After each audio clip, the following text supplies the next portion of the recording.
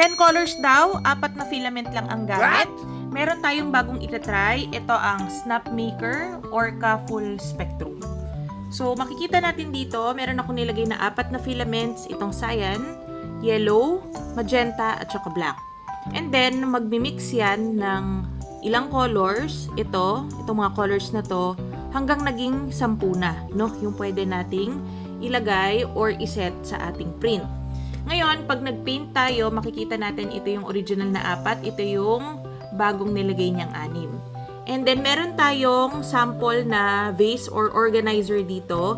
Kinulayan ko siya nung 10 kulay para makita natin yung output, no?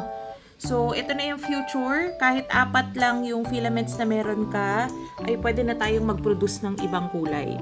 Ang Snapmaker kasi, 4 lang talaga yung max na pwede sa kanyang ilagay na filaments ngayon, no? So, unless mag-manual na palit ka ng kulay sa ibang layer. Okay? Tignan natin yung output mamaya.